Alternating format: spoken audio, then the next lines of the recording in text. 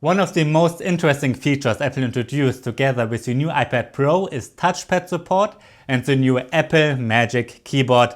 It's available now, but you will have to pay at least $299. That's crazy expensive for a keyboard. I'm Angel from mynexttablet.com, and this is my unboxing and review of the Apple Magic Keyboard. Let's get to it. The packaging looks very simple and clean, just as we are used to from Apple. When unboxing the keyboard, I immediately noticed how heavy it is. Really unusual heavy, more about that later. Inside the box we get a quick start guide, warranty papers and the keyboard itself. I've gotten the version for the 11-inch iPad Pro that costs $299. You will have to pay $349 for the one for the 12.9-inch one.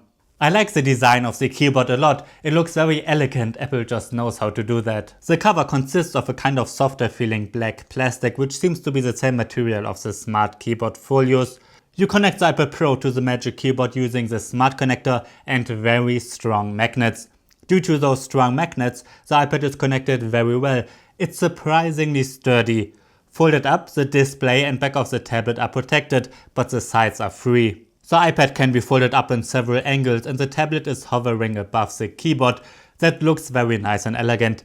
However, I wish I could fold back the iPad just a little bit more to make it more comfortable when using it on my lap, but I guess then it wouldn't sit as secure.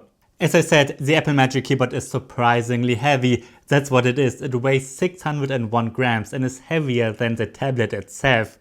That means that together with the iPad Pro, it's about the same weight of a light notebook, especially if you get the heavier 12.9-inch version. I guess that's the reason why the cover feels so sturdy and stable. Even though the tablet is hovering above the keyboard, that combination sits firmly on the table and doesn't wobble at all, just like with the laptop. By the way, the predecessors from 2018 are compatible too. In that case, the camera cutout is bigger than needed, but it works well. A little tube sits inside the hinge that houses some electronics and the USB-C port. Using that port you can charge the iPad Pro, so the power is passed through the keyboard case. You can't use it to connect accessories, but due to that extra port, you've got the USB-C port of the iPad free. The keyboard does not have to be charged separately, it's powered by the tablet. Alright, let's get to that keyboard. It does feel like a real and well-made laptop keyboard. I've gotten the 11-inch version and that one is a bit smaller than a typical desktop keyboard. But the Magic Keyboard for the 12.9-inch one has the standard size, and I think the 11-inch one is big enough too. I've been able to type with it very seamlessly, but I'm also used to the smart keyboard folios. I like that the keys have a real travel here of 1mm. Apparently Apple based this keyboard on the 16-inch MacBook Pro keyboard. As I said, the keyboard does feel like the one of a solid, well-made notebook and not like a typical tablet keyboard. Another feature I like is the background light. To make it brighter or darker you will have to go through the settings though. There's no shortcut for that. In fact, those are missing in general. I wish we would get additional function keys for the multitasking or the volume controls and so on. But well, those are missing. There's no additional row above the numbers. One feature I love about the Microsoft type cover for their Surface tablets is that you can angle up their keyboards a bit. That makes them more comfortable to write. But due to the design of the Magic Keyboard, it always sits flat on the table. The trackpad sits underneath the keyboard. It's much smaller than the touchpads of standard laptops and is similar in size to other tablet trackpads like Microsoft's type cover for instance. But that's not a huge downside because with a tablet keyboard you just don't have unlimited space. While the trackpad is small, it is very well made. It works very precise and smoothly. I like that you can click down everywhere on the touchpad.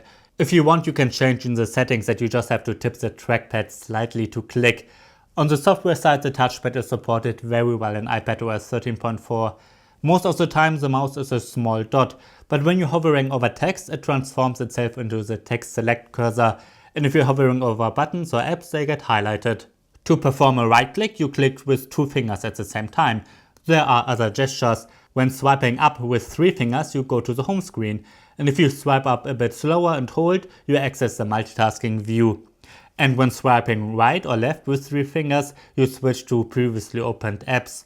With 2 fingers you can scroll or zoom in on websites or photos, just like with the touchscreen. Sadly, not all features of the mouse are supported in all apps yet. While the mouse transforms into this text cursor in the Apple Notes app, for instance, it doesn't in Microsoft Word.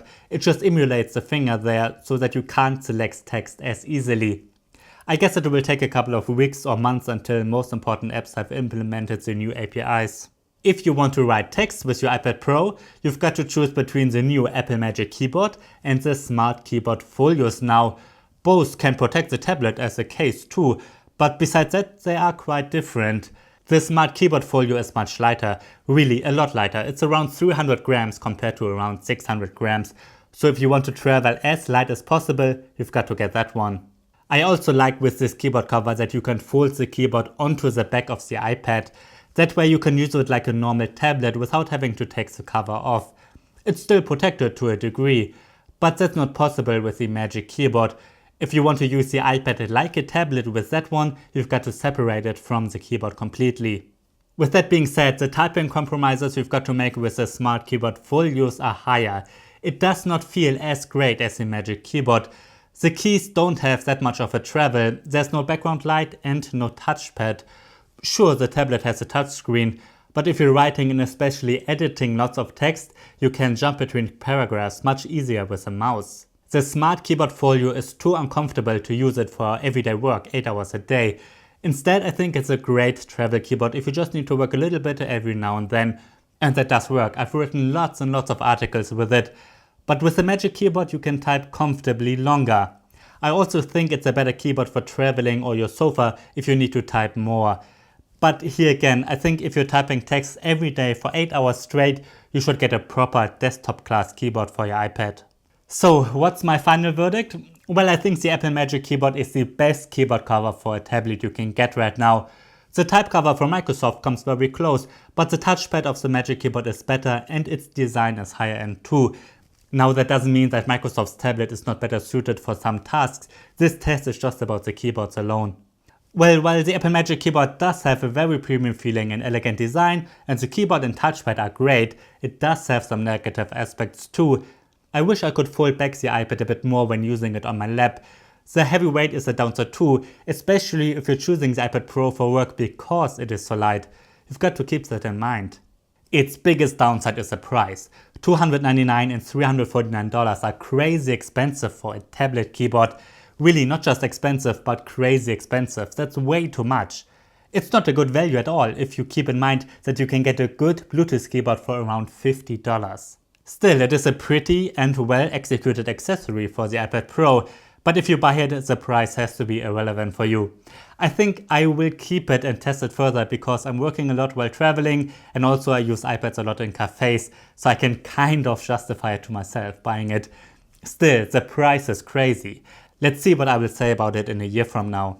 Alright, that's my review of the Apple Magic Keyboard. If you have any questions, please write them down below and also subscribe to this channel. I'm reviewing pretty much every tablet that gets released. I'm NJ from mynexttablet.com. Thanks for watching and see you next time.